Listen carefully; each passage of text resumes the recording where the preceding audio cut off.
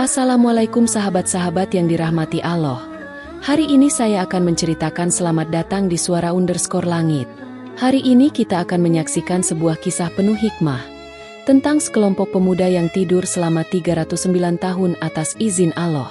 Kisah mereka bukan sekadar cerita biasa, tetapi mengandung pelajaran besar tentang keteguhan iman, pengorbanan, dan perlindungan Allah bagi hamba-hambanya.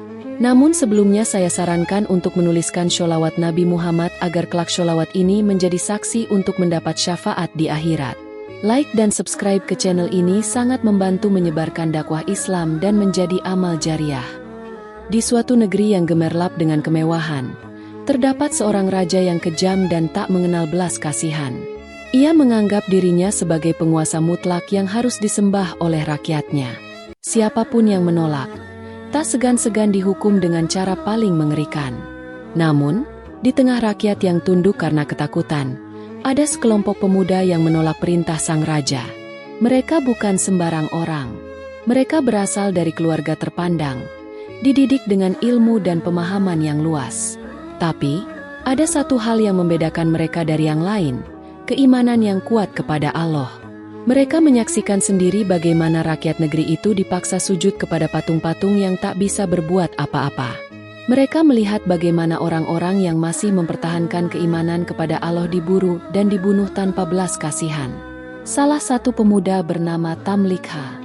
Ia berasal dari keluarga bangsawan yang memiliki kedudukan tinggi di kerajaan. Meski begitu, hatinya selalu gelisah melihat kezaliman yang merajalela. Setiap malam, ia berdoa kepada Allah agar diberi petunjuk dan kekuatan. Suatu hari, saat berada di alun-alun kota, ia mendengar pengumuman yang menggetarkan hatinya. "Wahai rakyat negeri ini, siapapun yang menolak menyembah dewa-dewa kami, maka ia akan dihukum mati." Tamlikha menelan ludah. Ia tahu, perintah ini adalah ultimatum bagi dirinya dan kawan-kawan yang masih bertahan dalam keimanan. Malamnya, ia bertemu dengan 6 sahabatnya yang memiliki keyakinan yang sama. Mereka berkumpul di tempat tersembunyi, membicarakan apa yang harus dilakukan. "Kita tak bisa tinggal di sini lebih lama.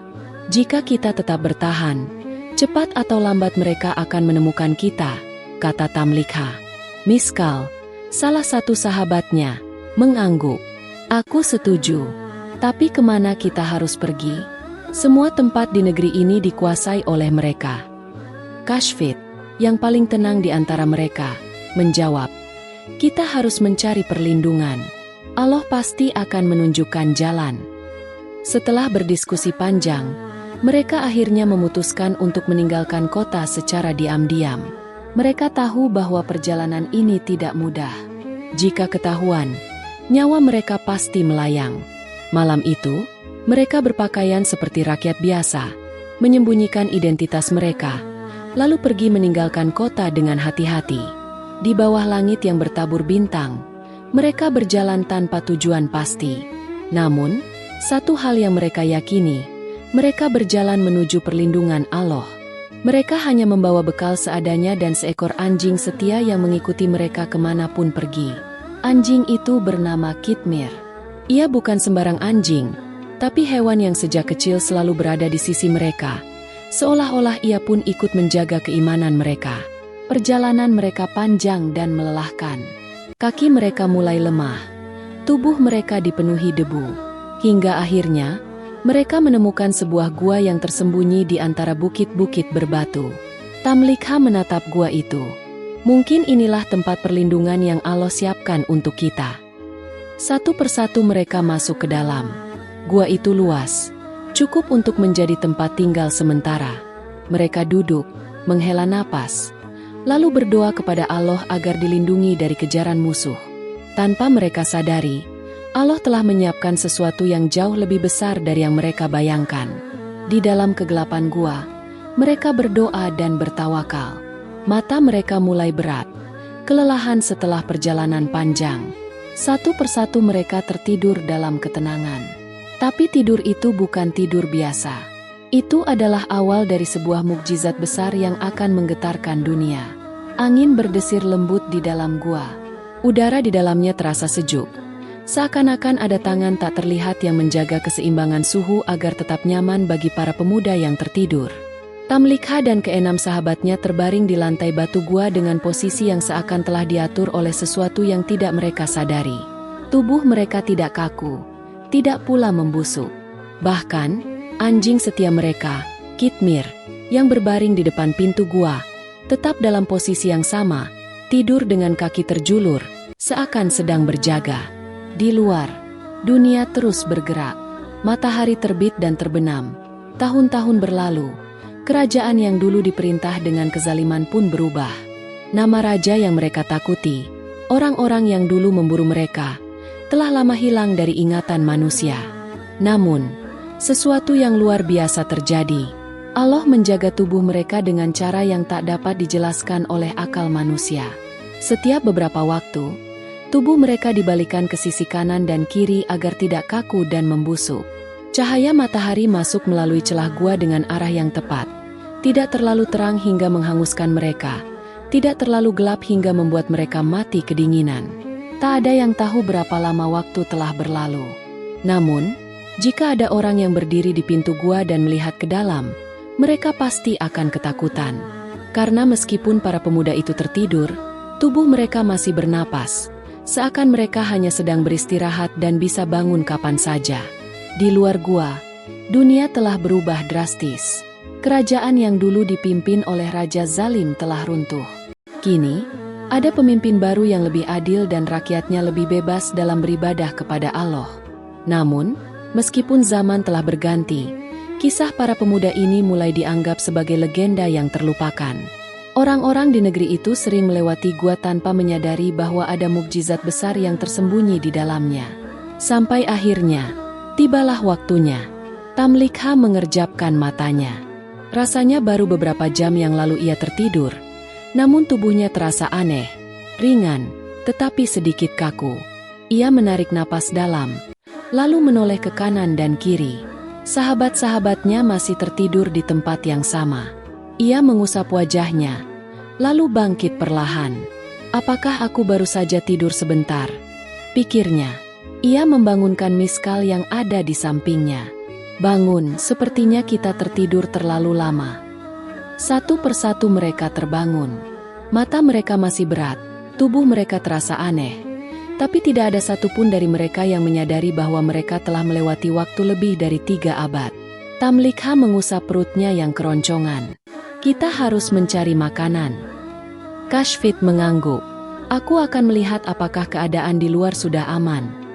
Mereka berdiskusi sebentar. Lalu Tamlikha yang ditugaskan untuk pergi ke kota. Ia membawa beberapa keping perak yang mereka bawa sejak meninggalkan rumah. Ketika ia melangkah keluar gua, angin segar menyambutnya. Langit biru cerah, burung-burung berkicau, tetapi ada sesuatu yang terasa aneh. Pohon-pohon yang ia lihat tidak lagi tampak seperti yang ia ingat. Bentuk bangunan di kejauhan pun terasa asing. Bahkan, jalanan yang dulu ia lewati kini lebih luas dan lebih rapi. Tapi ia mengabaikannya. Ia berpikir mungkin hanya imajinasinya saja. Ketika ia tiba di pasar kota, langkahnya terhenti. Matanya membelalak. Orang-orang berpakaian berbeda. Bahasa yang mereka gunakan masih mirip, tetapi terdengar sedikit aneh di telinganya. Namun, yang paling mengejutkan adalah ketika ia melihat beberapa orang di pasar dengan bebas menyebut nama Allah. Di masanya, siapapun yang menyebut nama Allah akan dihukum mati. Tapi kini, mereka menyebutnya dengan lantang tanpa takut. Tamlikha melangkah ragu, lalu mendekati seorang pedagang roti. "Berapa harga roti ini?" tanyanya sambil mengulurkan keping perak. Pedagang itu menatapnya dengan heran. Ia mengambil koin yang diberikan Tamlikha, lalu mengamatinya dengan seksama. "Anak muda, dari mana kau mendapatkan uang ini?" tanyanya curiga. Tamlikha mengernyitkan dahi. "Ini milikku. Apa ada yang salah?" Orang-orang di sekitar mulai memperhatikannya. Beberapa dari mereka berbisik-bisik. "Lihat uangnya, itu koin dari ratusan tahun lalu. Bagaimana bisa pemuda itu memiliki uang kuno seperti itu?" Tamlikha mulai merasa ada yang tidak beres. Ia melangkah mundur, bersiap untuk kembali ke gua. Tetapi tiba-tiba beberapa orang menghadangnya. "Tunggu dulu, anak muda. Siapa namamu? Dari mana asalmu?" Tamlikha mulai panik. Ia merasa seperti seorang asing di tanahnya sendiri. Namun, ia tidak tahu bahwa kebenaran yang akan ia temukan jauh lebih besar dari yang ia duga. Tamlikha berdiri di tengah pasar, dikelilingi oleh tatapan penuh keheranan. Orang-orang berbicara satu sama lain, menunjuk-nunjuk koin perak yang ia bawa. Ia merasakan jantungnya berdegup lebih cepat. "Kenapa mereka melihatku seperti ini?" pikirnya. Pedagang roti yang tadi menerima koinnya masih menatapnya dengan curiga. Lalu, seorang lelaki tua dengan janggut putih panjang maju ke depan. Ia mengambil koin itu dari tangan pedagang dan mengamatinya dengan seksama. "Subhanallah, ini adalah koin dari masa pemerintahan Raja Dicyanus. Tapi, itu mustahil. Koin ini sudah tidak digunakan selama berabad-abad." Tamlikha terkejut. "Apa maksud Anda?" "Aku baru saja membawa koin itu dari rumahku kemarin." Kerumunan makin ramai. Bisik-bisik terdengar di mana-mana. Anak muda ini mungkin menemukan harta karun yang terkubur sejak zaman dahulu. Atau mungkin dia berasal dari masa lalu. Tamlikha semakin kebingungan.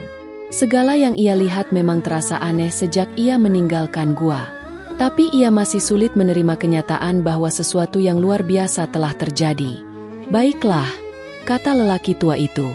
"Kau sebaiknya ikut denganku ke istana.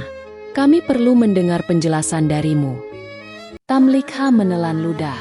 "Istana? Bukankah mereka masih diburu?" Namun, melihat tidak ada jalan lain, ia mengangguk. Di hadapan sang raja, Tamlikha dibawa ke istana dengan pengawalan ketat. Sepanjang perjalanan, ia semakin melihat perbedaan besar di sekelilingnya. Bangunan-bangunan yang ia kenal telah berubah, jalanan lebih teratur, dan yang paling membuatnya heran, banyak orang mengenakan pakaian dengan gaya yang berbeda. Ketika tiba di istana, ia dibawa ke hadapan seorang raja yang tampak bijaksana. Raja itu menatapnya dengan penuh rasa ingin tahu. "Siapakah namamu, anak muda?" Tamlikha menunduk hormat. "Namaku Tamlikha, Baginda." Ruangan menjadi hening. Raja saling berpandangan dengan para penasihatnya. Salah seorang dari mereka berbisik, "Bukankah itu salah satu nama yang ada dalam legenda Ashabul Kahfi?" Tamlikha mendongak. "Ashabul Kahfi? Apa maksud kalian?" Raja menghela napas. Kisah tentang sekelompok pemuda yang melarikan diri dari kezaliman Raja Dicyanus dan bersembunyi di sebuah gua. Mereka menghilang tanpa jejak dan diyakini telah meninggal sejak ratusan tahun lalu. Tamlikha merasa kepalanya berputar. "Tidak, itu tidak mungkin. Aku hanya tidur semalam. Atau mungkin beberapa hari. Tidak mungkin ratusan tahun." Salah seorang penasihat istana berbisik kepada raja. "Baginda, jika ini benar-benar dia, maka ini adalah bukti nyata dari kebesaran Allah." Raja menatap Tamlikha dengan penuh rasa hormat. "Anak muda, kau harus membawa kami ke tempat kau dan sahabat-sahabatmu bersembunyi." Tamlikha merasa ragu, tetapi ia tahu bahwa ia tak punya pilihan lain. Kembali ke gua. Ditemani oleh raja dan beberapa pengawal, Tamlikha berjalan kembali ke arah gua. Sepanjang perjalanan, ia masih berusaha memahami apa yang telah terjadi. Ketika mereka tiba di depan gua, Tamlikha berhenti sejenak. Ia melihat Kitmir, anjing setia mereka, masih tidur di tempatnya. Hatinya berdebar. Ia melangkah masuk, dan di dalamnya, sahabat-sahabatnya masih dalam posisi yang sama, seperti baru saja tertidur. Namun, sesuatu yang aneh terjadi. Saat ia melangkah mendekati mereka, tubuhnya tiba-tiba melemah. Penglihatannya menjadi kabur, dan ia merasakan kantuk yang luar biasa menyerang. Sebelum ia menyadarinya, ia pun kembali terlelap. Para pengawal yang menyaksikan kejadian itu terperanjat. Mereka melihat Tamlikha jatuh tertidur di samping sahabat-sahabatnya. Mereka mencoba membangunkannya, tetapi tubuh Tamlikha tetap diam, seakan ia telah kembali ke keadaan semula. Sang raja menyadari sesuatu. Ini adalah tanda dari Allah. Mereka memang telah ditakdirkan untuk tetap dalam keadaan ini. Para ulama yang mendengar berita ini segera datang dan menegaskan bahwa inilah keajaiban nyata dari Allah. Ashabul Kahfi telah tertidur selama 309 tahun dan tetap terjaga oleh kehendaknya. Mereka tidak membangunkan para pemuda itu lagi. Sebaliknya, mereka menjaga gua itu sebagai bukti kebesaran Allah, dan kisah ini pun tersebar ke seluruh negeri, menjadi tanda bagi manusia bahwa kehidupan dunia ini hanyalah sementara. Hari mulai beranjak sore. Cahaya matahari yang menyelinap masuk ke dalam gua menerangi wajah-wajah para pemuda yang masih dalam keadaan tertidur. Sang raja dan para pengawal yang menyaksikan kejadian tadi masih berdiri tertegun. Subhanallah, sungguh ini adalah tanda kekuasaannya, ucap sang raja dengan suara bergetar. Seorang ulama tua yang ikut dalam rombongan itu mengusap janggutnya. Mereka adalah pemuda-pemuda yang dipilih oleh Allah. Dibiarkan tidur berabad-abad untuk membuktikan kebenaran janjinya. Tak ada yang boleh mengganggu mereka lagi. Para pengawal menatap tubuh Tamlikha dan sahabat-sahabatnya yang tetap terbaring damai. Rasa takut dan haru bercampur menjadi satu. Apa yang akan kita lakukan sekarang, Baginda? Tanya salah satu penasihat kerajaan. Sang raja menghela napas panjang. Kita harus menjaga tempat ini. Jangan sampai ada tangan jahil yang mengganggu mereka. Biarkan mereka tetap dalam perlindungan Allah. Kabar yang menyebar. Berita tentang para pemuda yang tertidur selama 309 tahun segera tersebar ke seluruh negeri. Penduduk kota berbondong-bondong ingin melihat sendiri keajaiban itu, tetapi raja dengan bijaksana mengatur agar gua itu tetap menjadi tempat yang suci dan tidak dijadikan tontonan. Para ulama dari berbagai negeri datang untuk meneliti kejadian luar biasa ini. Mereka membaca kitab-kitab lama dan menemukan bahwa memang ada sebuah kisah tentang pemuda-pemuda yang melarikan diri dari kezaliman raja mereka dan bersembunyi di sebuah gua. Mereka adalah orang-orang yang beriman dan menyerahkan diri mereka sepenuhnya kepada Allah, kata seorang ulama dari negeri seberang. Allah menjaga mereka dan menunjukkan kekuasaannya melalui mereka. Banyak yang menangis haru ketika mendengar kisah ini. Mereka sadar bahwa dunia ini hanyalah sementara, dan Allah mampu melakukan apa saja sesuai kehendaknya. Pembangunan di sekitar gua.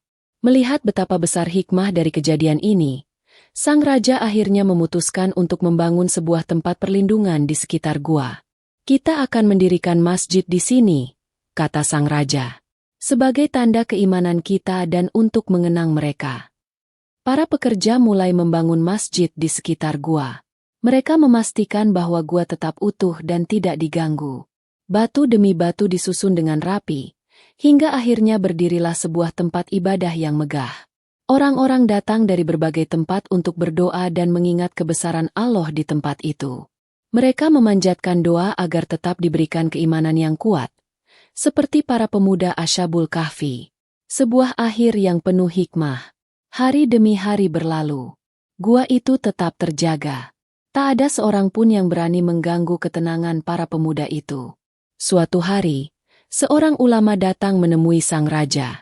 Baginda, saya telah membaca lebih dalam tentang kisah ini.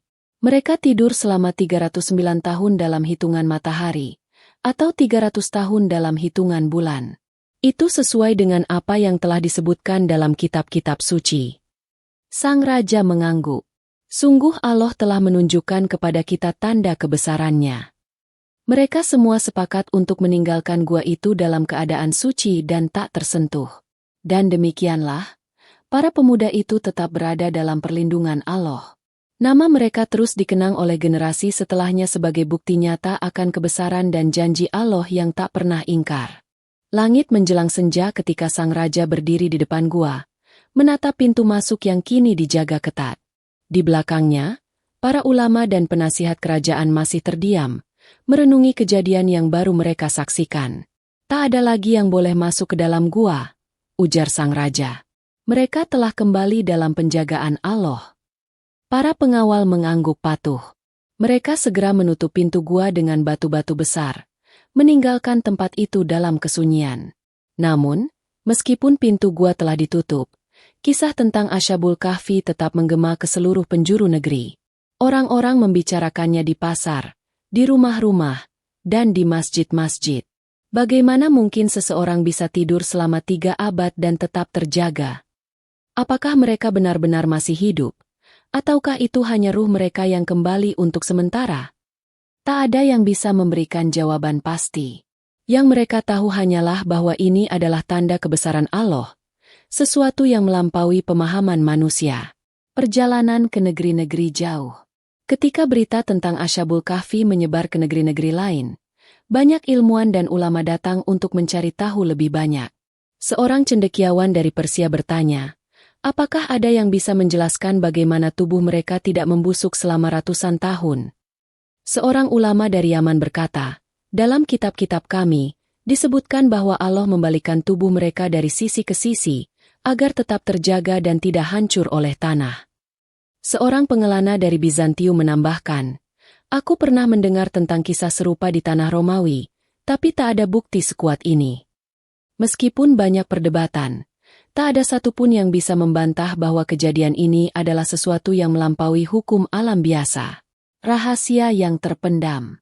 Di tengah banyaknya perbincangan, seorang lelaki tua yang berasal dari keturunan penduduk asli kota itu datang ke istana. Baginda, ucapnya dengan suara serak, aku ingin menceritakan sesuatu yang diwariskan oleh kakek buyutku. Sang raja mengangguk, memberi isyarat agar lelaki itu melanjutkan. Kakek buyutku adalah seorang pemuda saat Raja Dikianus masih berkuasa. Ia sering mendengar tentang sekelompok pemuda yang melarikan diri karena mempertahankan keimanan mereka.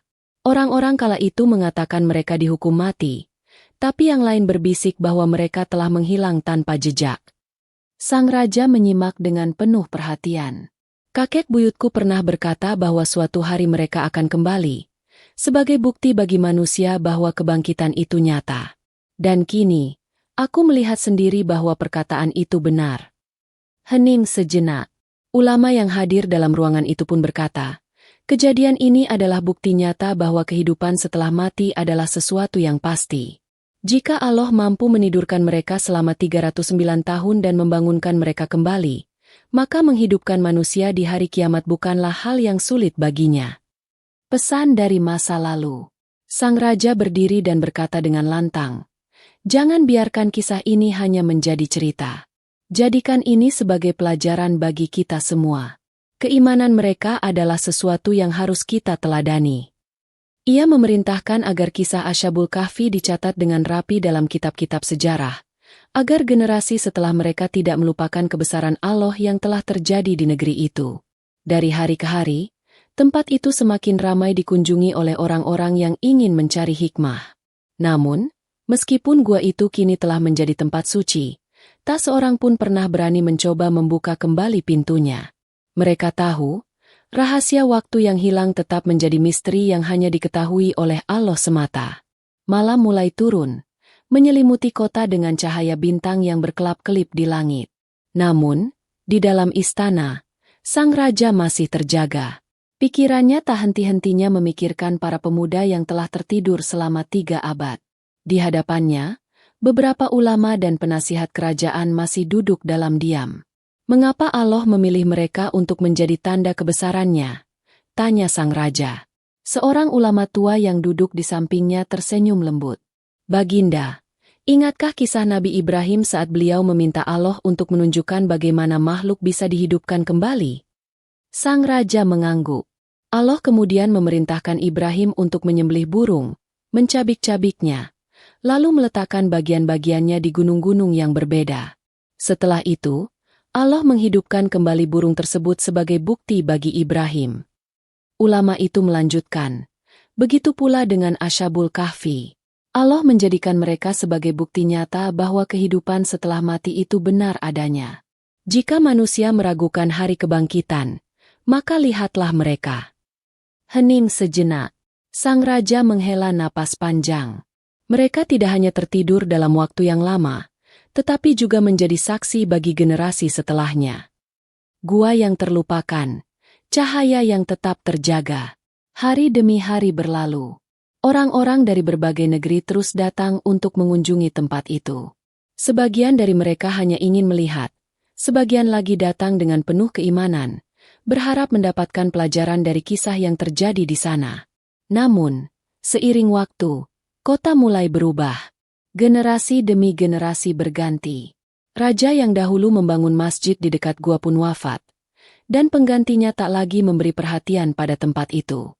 Suatu ketika, sekelompok orang yang tidak percaya kepada kebesaran Allah mencoba memasuki gua. Mereka berusaha memindahkan batu-batu besar yang menutupi pintu masuk. Namun, anehnya, setiap kali mereka mendekati gua, tubuh mereka terasa berat. Keringat dingin mengalir di pelipis mereka, dan dada mereka terasa sesak. Ada sesuatu yang tidak beres di sini, gumam salah seorang dari mereka. Seolah-olah gua ini masih dijaga oleh kekuatan yang tak terlihat. Akhirnya, mereka menyerah dan meninggalkan tempat itu. Orang-orang pun mulai memahami bahwa gua tersebut bukan sekadar tempat biasa. Ia adalah tempat yang telah dijaga oleh Allah, dan hanya Allah yang mengetahui rahasia yang ada di dalamnya. Pesan abadi dari Ashabul Kahfi. Tahun demi tahun berlalu. Kisah Ashabul Kahfi tetap dikenang dalam hati manusia. Para ulama mengajarkan cerita mereka di masjid-masjid, mengingatkan umat agar tetap teguh dalam keimanan. Janganlah takut mempertahankan iman, seperti para pemuda itu, ujar seorang ulama kepada murid-muridnya. Mereka lari dari kezaliman, tetapi Allah menjaga mereka. Begitu pula dengan siapapun yang bersandar kepadanya. Di sudut lain dunia, seseorang yang mendengar kisah itu akan tergerak hatinya, lalu berkata dalam hati, "Aku ingin menjadi seperti mereka. Aku ingin tetap beriman meski